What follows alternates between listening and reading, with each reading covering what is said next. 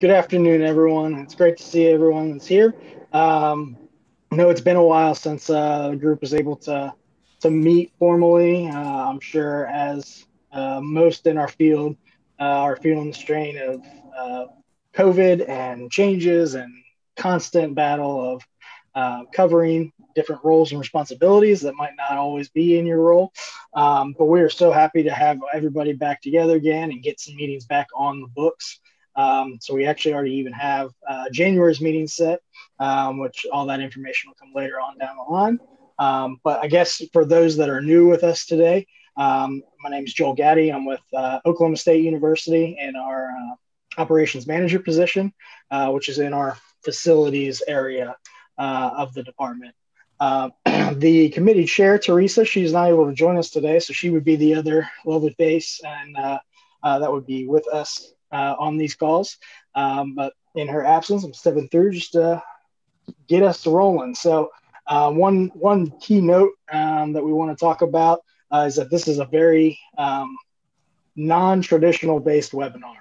It is very conversation based. It's very much dialogue between the groups. So if you're able to have your camera on, cool. But at the very least, if you're able to unmute and chime in when you have thoughts on particular topics, or if there's topics that aren't listed and you want to hit before the end of the meeting, please feel free to do so. But really, this is just an opportunity for us all to connect and see what's going on. So also the chat function's open, and so Spencer will be helping keep track of slides and the chats and what's happening throughout there. A lot of times there's some good, great side dialogue that happens beyond the just what's happening face to face. So definitely keep an eye on that. But so typically what we do as a committee, we have different subcommittees, and we like to go through each group of the subcommittees just to get some updates about what those groups are working on and what's been happening. So the first one we have on our list here is our conference committee. I don't know. I remember seeing some emails come through. I'm not sure if we have anyone from that committee on the meeting today. If you are, please jump in there. Otherwise, I will refer back here to one of my previous emails once I can find it.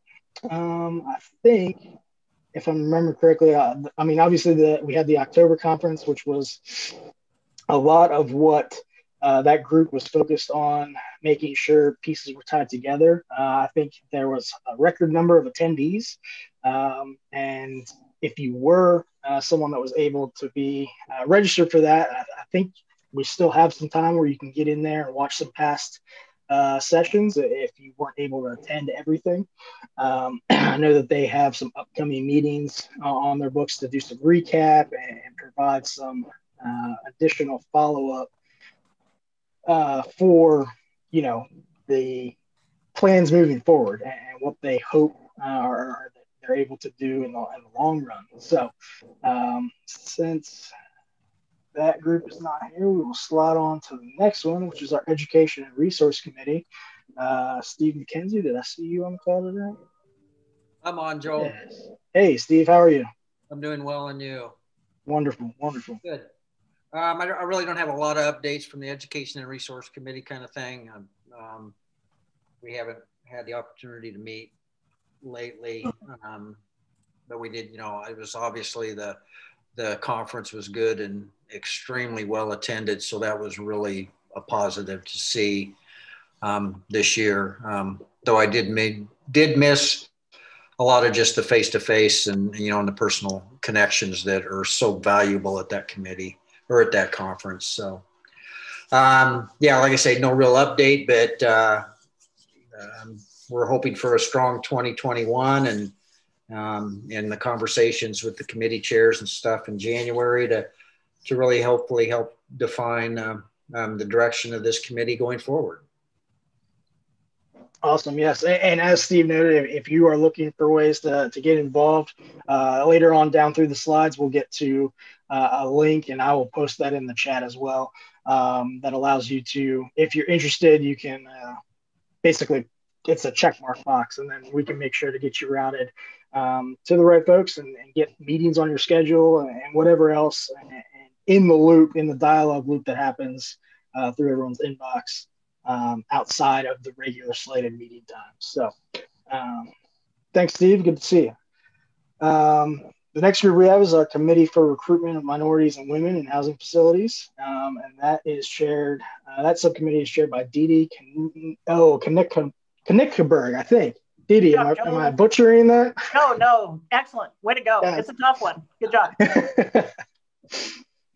Hey, good afternoon, everybody. On my committee, we have been working on a mentor-mentee initiative to build a database of folks that want to engage, that are specifically working in housing facilities, to get connected with more seasoned professionals and some of our younger professionals within this subset of the housing field. So we're working on, the database is there, ready to go. Just want to get some final feedback before we put it out to the membership to basically sign up and join in.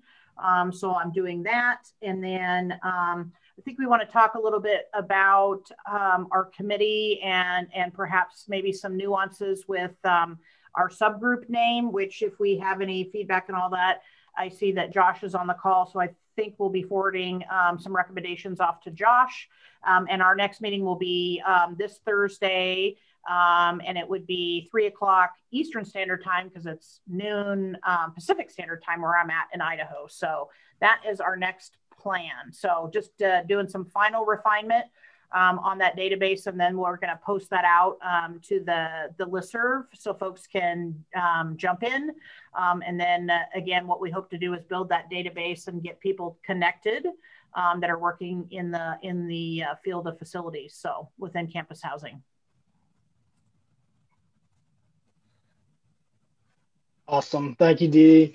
And if there are things that need to be sent out through the group, definitely don't hesitate to holler, and I'll help in whatever way I can to get that communicated through the open forum and through our listserv. So awesome. That would be great. Thank you.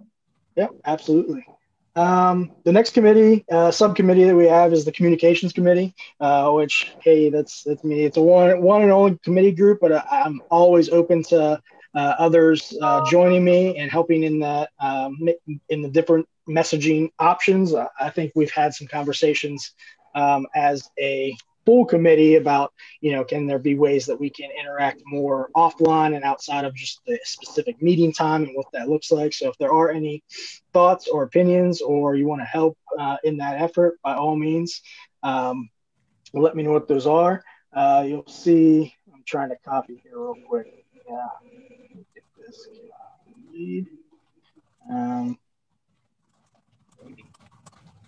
Maybe my machine wants to work for me. It is not liking me right now. I try to do too many things at once.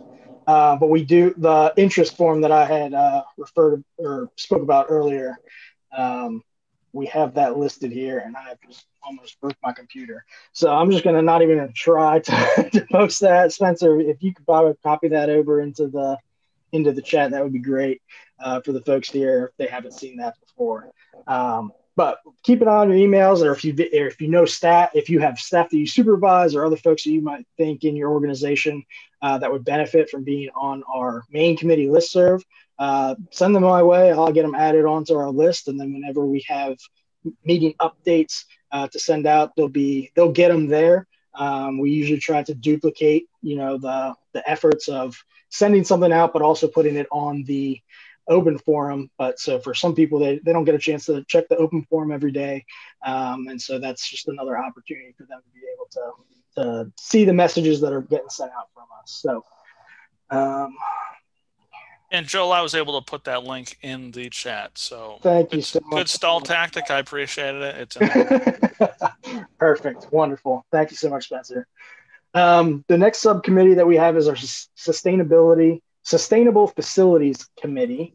Right now, that position is a vacant position, so Teresa has been kind of filling in that role on top of her other duties. But if you know of anyone that has a true passion for sustainability and trying to help green initiative and help steer the field and your departments towards more energy consciousness, and that they would be a great fit for this, we're more than happy to know who those folks are and get them connected. And there is a a larger group that meets on a regular basis. So we can definitely get them plugged in there as well. So that kind of runs through our subcommittee. Joel, Yes. This is Tyrone. Robin Gagnow, I think, is on the call, and Robin may be able to talk. Robin's the chair of the Sustainable Advisory Committee for ACUHO-I, and is that group that you just referenced. Robin, okay, wonderful. Hi, Joel. I didn't want to interrupt you while you were doing. Jump in there. Just crush it. That's fine. Find someone to sit on the committee. Again, good afternoon, everyone. I enjoy sitting in these meetings because, again, I think I walk away with some very good information that is very helpful. As Tyrone mentioned, as well as Joel, I serve as the committee chair for the ACUHO-I Sustainability Committee. We have our next meeting scheduled for Monday, January 25th at 4 p.m. Eastern Standard Time.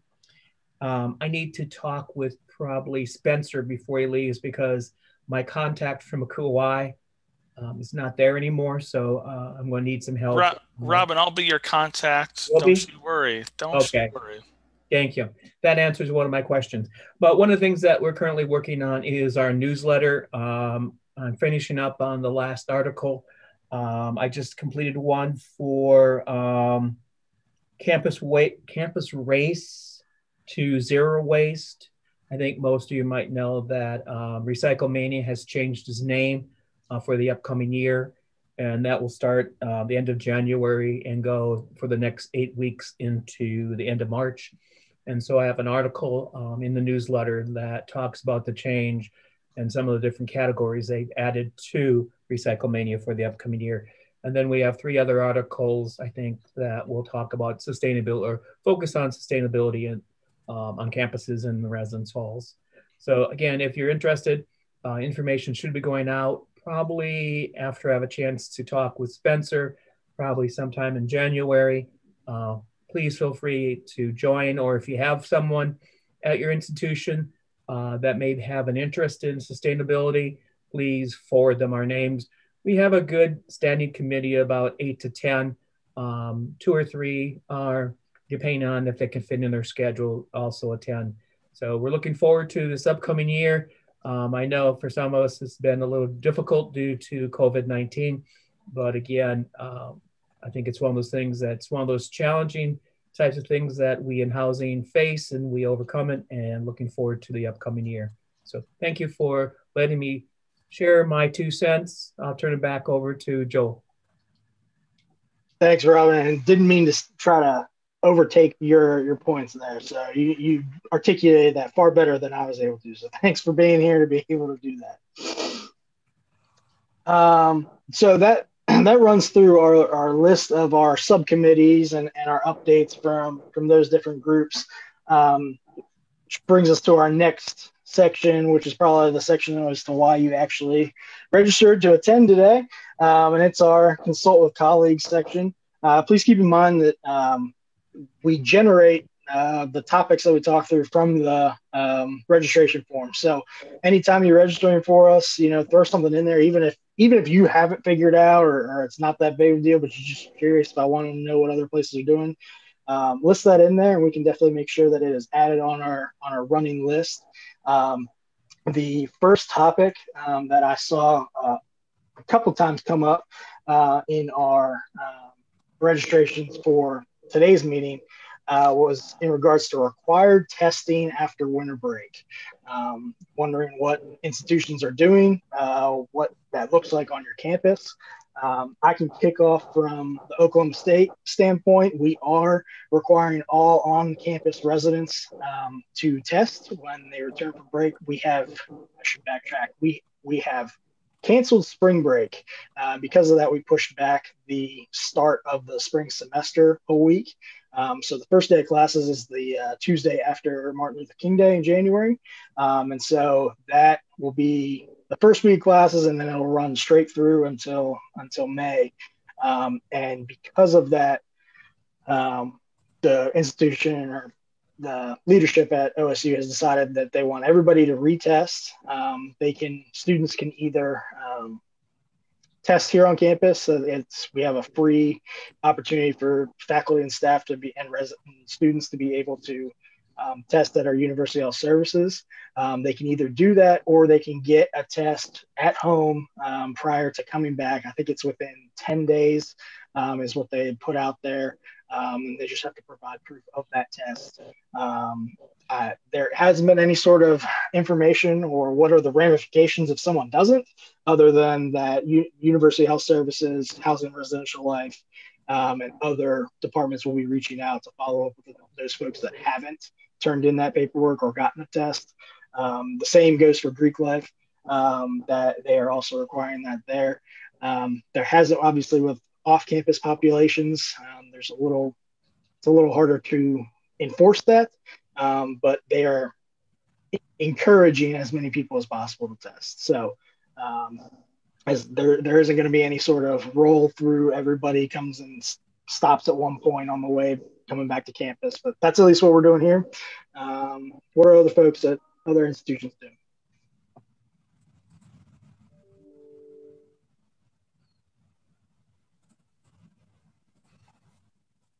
Hello, my name is Josh Going with Cal State University Monterey Bay. Here at Cal State Monterey Bay, we are not doing any testing.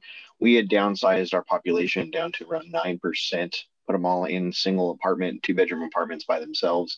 And so right now, we're in the middle of evaluating our fall 2021, but this is useful information. But as of right now, we are not doing any type of form of testing.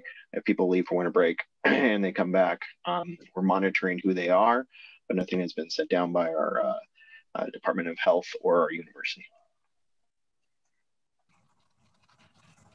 Thanks, Joshua.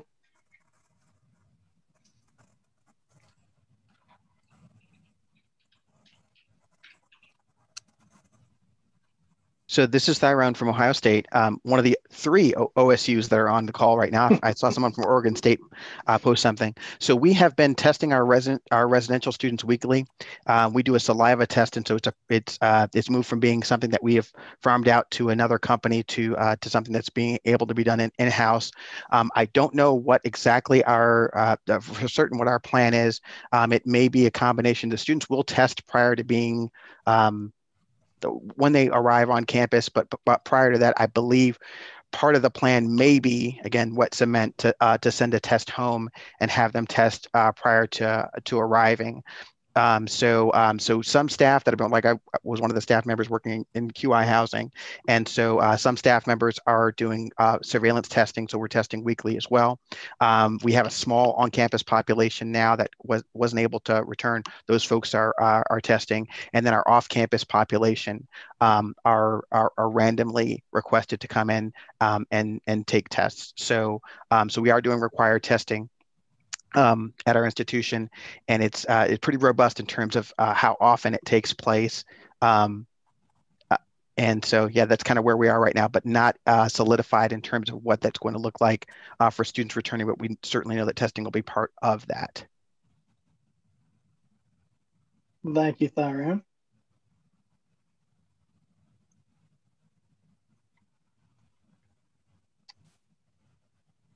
Anyone else on the call have any thoughts or info about what's happening on your campus? I have a question. So as we're talking about testing and all that stuff, at PACE, last semester we did pool testing, and this semester they want us to start doing weekly testing of all our residential students. And so the conversations come up around like how many beds to hold. And so for those that are doing did do weekly testing, like what percentage of your beds did you hold? And was that enough, more than enough? Probably should have helped more. Like where did that fit in for your school?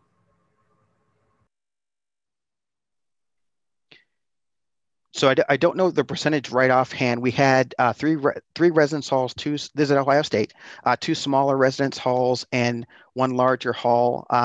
We ended up pulling in 2 sides of a large hotel also. And so the hotel students were bused off campus to that hotel.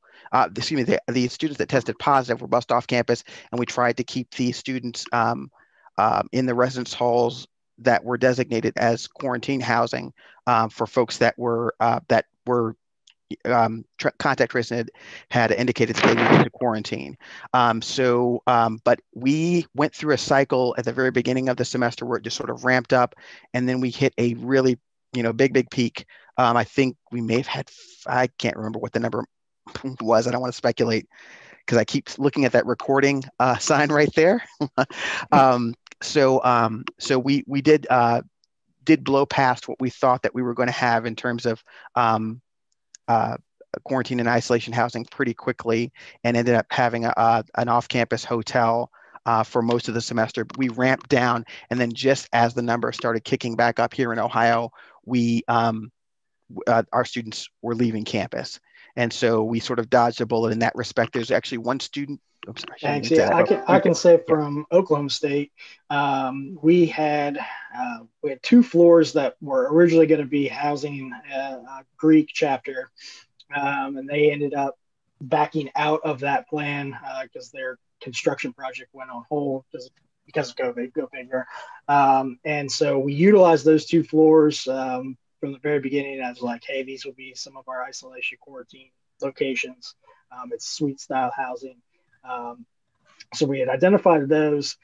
We had also had some of our family graduate housing area spaces that we set aside for that purpose as well. But there was a real worry back in August, end of July, August, about we're not going to have enough. And so then we had partnered with a local hotel and basically rented out 3 or 4 floors in that hotel, and we utilized that all the way up through, I want to say it was the end of October, before we backed out of that agreement. I think at our max, we had the hotel completely full at one point there. I think it was either the end of September or the early part of October. So we had that maxed out at one point, where we then spilled some over into the 2 floors that we had here on campus. But because we had these other family graduate student spaces, we figured that cost savings could happen by not utilizing the hotel, utilizing the spaces that we had on the 2 floors plus our family graduate spaces. So I think we're down to, we still have those 2 floors, and I think we have 70 apartments set aside right now as potential options. The dynamics of how many people can we put in a suite or an apartment at a time, it really depends on, are they roommates already? Did they get positive exposure on the same day? All of that kind of stuff. And there's a group that is in charge of working through all of those specifics and making the assignments as needed. And so for right now, we're going into the spring semester with the plan that we won't go back to the hotel and that we're just going to utilize these spaces. We had over 150 spaces in the family graduate apartments as tentatively flagged for that purpose. But we also decided that, based on revenue stream, we might see about renting some of those to actual students. So we pulled over half of those back off of the isolation quarantine list and are currently have them on our portal for folks to be able to sign up for.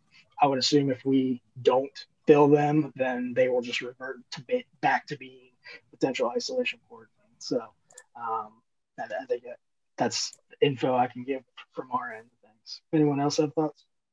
One metric to possibly look at is the positivity rate for those who are not symptomatic versus those who are symptomatic. So that's what I'm going to be using going into the spring. From my understanding, is everyone able to hear Scott, or is it just me that can't hear him? Okay, sorry, don't want to interrupt. It's my headphones. Okay. So it looks like 2% of those who are asymptomatic will test positive versus 12% of those who are symptomatic will test positive. So if you want to look at the very bottom rate, if you're testing all your students, just take all your students that you have on campus and multiply it by 2%. And that could be potentially the amount that you would need to isolate students. That's what I'm going to do. Now we're at 27% capacity because essentially most students decided to stay home given some of the restrictions the university put out there. So we had 40 single suite beds that we were able to use for isolation. Students quarantined in their own suite with their roommate.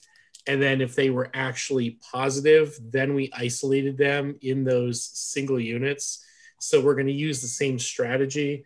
I'm still waiting for instruction as to what's going to happen in terms of testing students as they come back. So if that's the case where they test positive, we might need to move them directly into isolation housing. But we're going to see where that goes.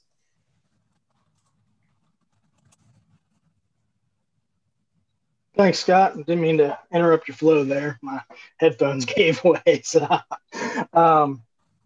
were there any other thoughts from groups or what's happening on your campus?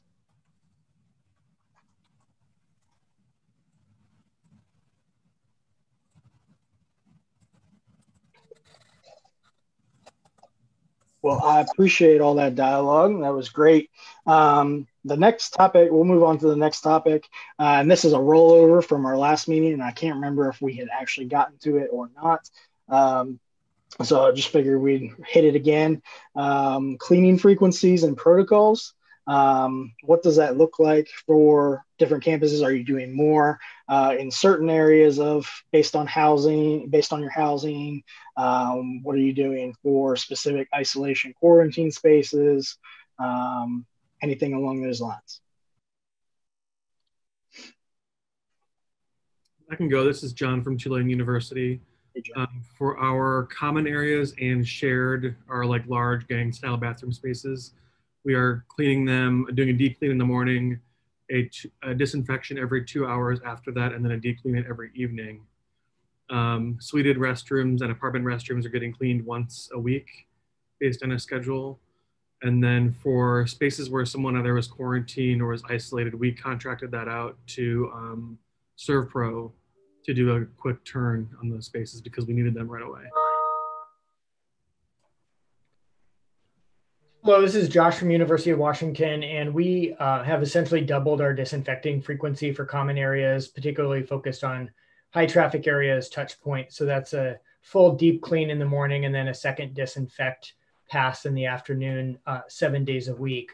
All of our restrooms that we're using right now are en suite, so we don't have any common down the hall restrooms, which removed a big burden from that perspective. And in those spaces, residents are expected to clean their own bathroom, work it out with their roommate. For isolation space, so far, we've been able to hold the space vacant for 48 hours after the student moves out of that back into their normal space, which is what our public health experts are saying for a lower risk clean. And so after that, they go in with our own in-house custodial crew uses a surgical mask and appropriate PPE, but not any significant other escalated procedures beyond your disinfect clean. Thank you, Josh. Yeah, we are similar here at Oklahoma State, where we have in our traditional style housing, we've doubled the cleaning efforts. So we do a full deep clean each morning, as well again back in the afternoon. And then we used to gather trash, but not necessarily clean on weekends. But we now have once a day on the weekends in those traditional spaces. Obviously, our suites and apartments, that's up to the residents and that's up to their schedules and their roommates and what they want to set up. We can get into whether that's good or bad for us at turnaround times. But any public area bathrooms, those are all getting done Monday through Friday, twice a day, and then weekends daily. So we've increased in that avenue. For isolation quarantine spaces, our cleaning partner, it's an outsourced company called ABM. And their corporate requires that we do that the space sit empty for 48 hours before they are sent in to do a clean. And then they go in, they on their way in do an e-mist clean spray of the whole space, and they do a full clean of the entire room, and then e-mist on their way out, and then let us know when that's done, and we put it back on the list as a potential isolation quarantine space. So I do have a quick question for everybody. Sorry to interrupt, but no, absolutely. Where does this 48 hours come from? Because I've seen it. We wait 72. We're waiting 12. Is it a CDC guideline that I might have missed? Because I've heard at other universities they're waiting 2 hours for it to settle, and then they're going in because of how they put on their PPE. Now, granted, they're suiting up a little heavier than just a mask and gloves, but I'm curious. This 48-hour thing, because I've heard it bounce around, but I haven't seen anything formally. I can say we asked the same question of why are we having to wait 48 hours, and our answer that we got was that's what our corporate says we have to do, and that's what we're doing. We had also asked and pushed a little bit of like, hey, CDC regulations, are we following those? But we were happy to at least get what we got from ABM as far as the increases that they were willing to do. And it just seems that we've at least settled and stayed at the 48-hour mark. So, yeah. Pace uses CBS Collins Business Service, which is also the same cleaning company that NYU uses. And so we were told that their recommendation was 24 hours after. And so we've been reporting it to them almost a day and a half later, because typically students will leave like the evening. And so then I let the next day go and then the day after report it. So it's been more than 24 hours. But if it's less than 24 hours, they will refuse to go into a space. Yeah, I believe the CDC guideline is 24 hours, and our institution's public health team looked at that and essentially said, if you can, longer is better. And if it was less than that 48 hours, they would recommend additional PPE. And so we just decided to not screw with it and set the standard for 48 hours because we've got the space to do it and it makes our staff more comfortable.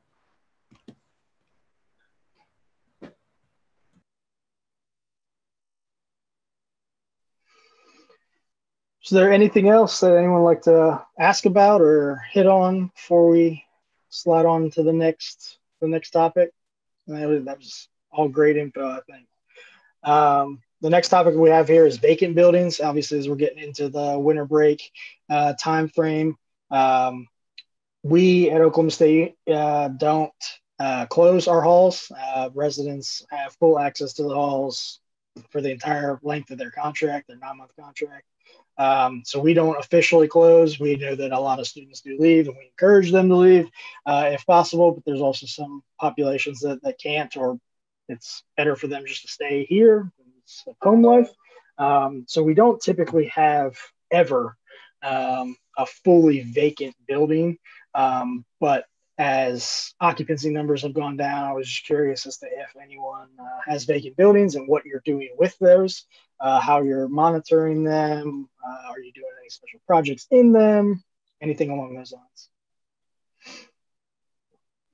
Yeah, so at Cal State Monterey Bay, we have 11 empty residential hall facilities.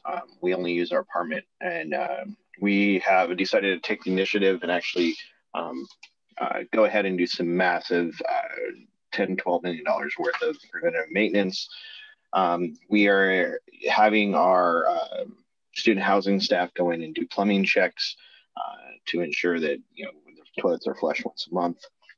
Because that's something that we just need to make top of, and checking the buildings frequently for any safety or security. But our buildings have literally been sitting since May. We've been just jumping on any type of maintenance we can do that would normally just take them offline during the summer or during the year. So invasive HVAC work and plumbing needs and whatnot.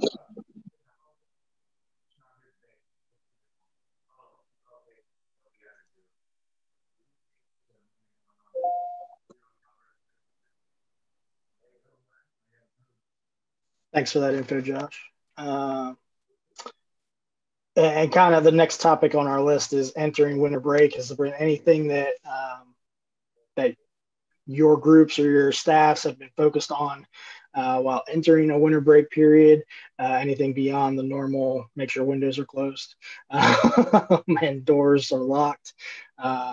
Any special projects possibly that you're trying to accomplish during the winter break time frame before everybody shuts down? We don't have any money to do anything. Preach. Yeah. For us at PACE, they're using this time to catch up on what they didn't do during the summer, because like typically every summer we paint every common hallway in all the residence halls. Like that didn't happen. So that's getting done now. All the carpets didn't get cleaned during the summer. And so that's happening now. All our lounges are going to get deep cleaned, and like dry erase walls get painted and all that kind of stuff. So really right now they're just using it for catch up. And then they're trying to figure out, depending on how COVID numbers go, how to get more students on campus next semester. And so they're going to use some of this time to figure out what needs to happen within the academic buildings to make that work out. And so there is nothing new that is happening, because they're just trying to figure out how to stay afloat right now. Yeah, retweet. That's kind of the same boat here. You know, at Oklahoma State, we're just trying to get caught up on open existing work orders, figure out what is financially feasible and what is not, and setting things to the back burner if needed. You know, so we're kind of in all in the same boat. But our building staff are doing their normal.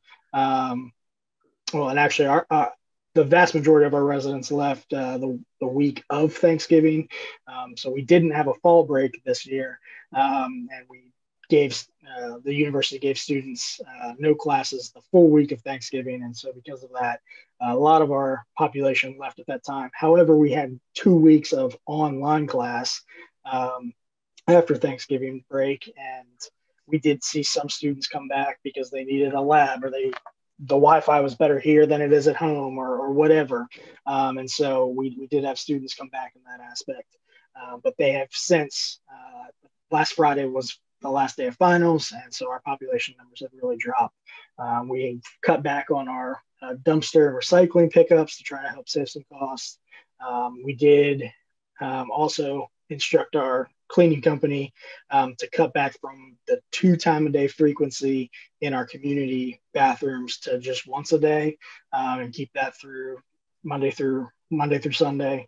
But that's really kind of the only major changes and cutbacks that we've done from our cleaning process during this lower occupancy time.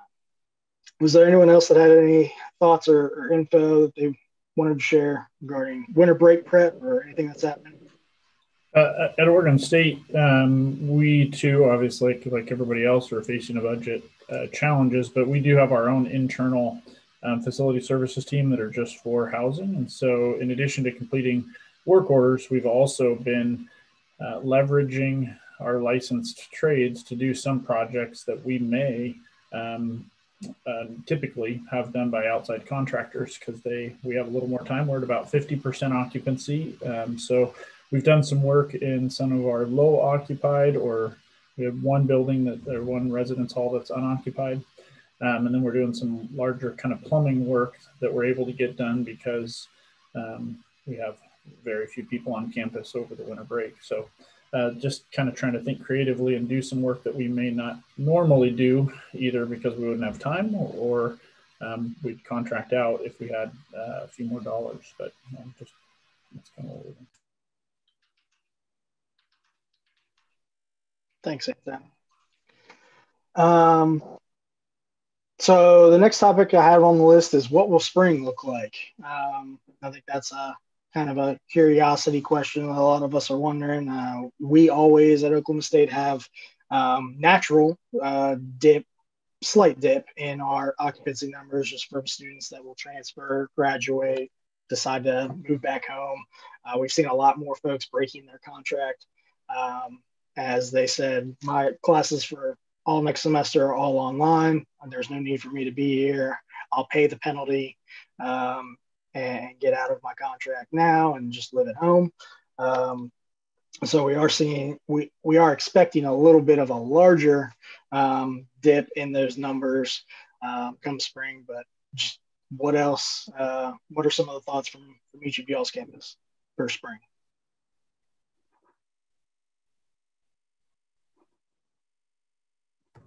I think for PACE for spring right now, we're really kind of seeing where COVID goes, because my theory is that our students are going to kind of have a moment of like, do I really want to live on campus with the guest policy restrictions and everything else? and then dip out as soon as term starts again.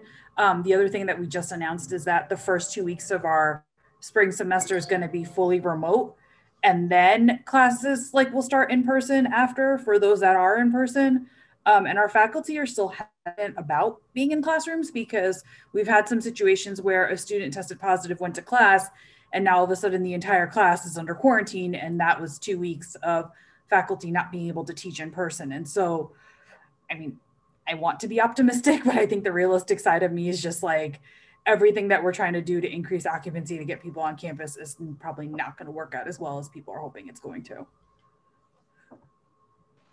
We're in a position where the vast majority of our classes are still going to be online for winter quarter and likely spring quarter as well. So we're not really expecting any major institutional changes. But interestingly, like everyone, we typically see a dip each quarter in occupancy, and we're actually looking at 100 to 150 resident increase with no change in classes. So I think people are just getting tired of being at home and wanting to get a different environment. And so we've got 300 moving out and 450 moving in. So it nets positive.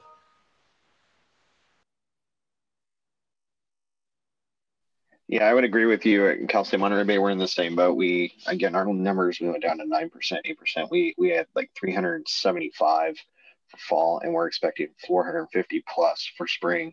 And a lot of it is exactly what you said, is students are saying, I'm tired of being at home. I'm moving on. I want to come back and actually live on my own. So.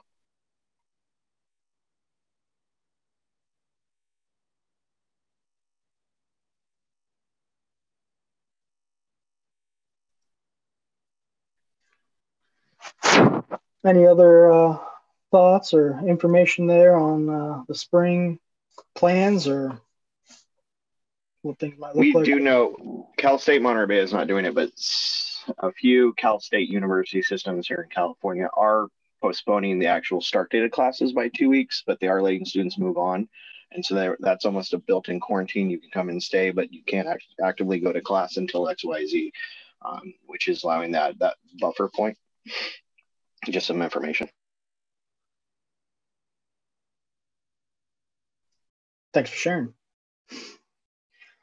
So that runs through the list of topics that I had preemptively planned. We do still have about 13 minutes or so.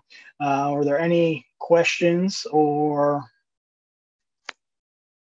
thoughts that anyone has or is curious about that wasn't covered or wasn't spoke about today?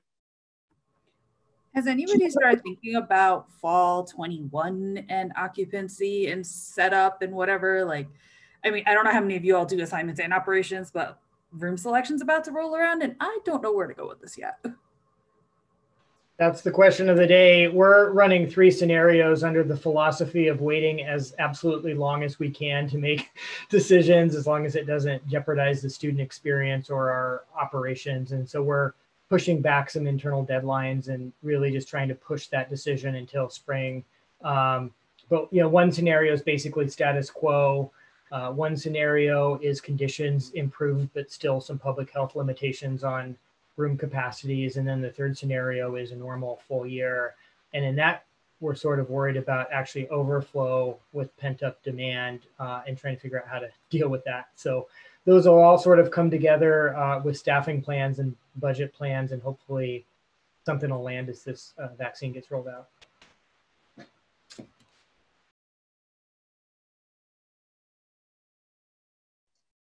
Yeah, I would echo that our occupancy area, we've started our re-enrollment. So current residents are able to start completing their contract. They won't be able to select spaces. That's a whole secondary process that doesn't typically roll out until February, but they can at least secure a contract with us. And that helps us do some projections and whatnot. But I know that they are also in the same boat of how do we go about this right now? What does this vaccine potential mean for everyone? Does that mean that it'll get rolled out nationwide and everyone can go back to normal? What's the likelihood of that happening? How many classes went virtual and are now just never going to go back to in-person? because it worked and they made it happen, and the professors like that. That specific professor likes that method as opposed to in person. A lot of questions, a lot of what ifs. Nobody has the glass ball to tell us what to do. Shake your magic 8-ball and then see what results you get is kind of where we're at. But we're trying to be creative in our thinking. Do we make one of our traditional buildings completely single occupancy as opposed to doubles? Adjust that rate accordingly. Would that bring some more folks to campus or feel safe enough to come to campus? But yeah, we're very much in the same, our occupancy area. I can't speak from my role in that aspect, but I know that the conversation is happening and very fluid at this point.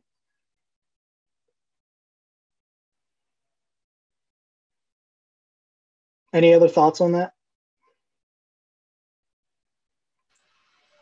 I think it's very similar to what you stated, kind of running a couple different, this is Oregon State University, running a couple different options, working with our, quite honestly, state, what they anticipate for vaccines and how many people will have them. And right now, there's kind of 3 scenarios even of that. If it's aggressive, if it's, goes kind of according to plan, and if it takes longer than anticipated.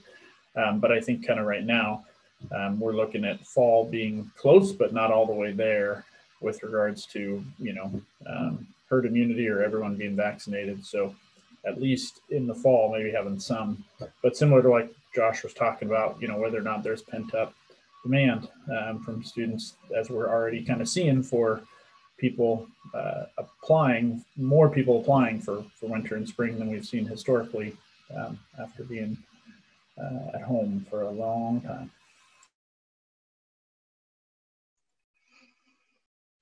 Yeah. Any other questions or topics from anyone in the group? Going once, going twice. Silence rules the day. So just wanted to hit this next point with regards to this committee. We do have leadership opportunities within the group. Obviously, as we talked about, the Sustainable Facilities Committee, we're looking for someone for that role, but also our Teresa, her slot as the full committee chair. It's supposed to be a 1-year term. Her 1 year has come and went. She has been gracious enough to help continue to lead the group and be active. I don't think that she would completely ditch us by any stretch of the imagination.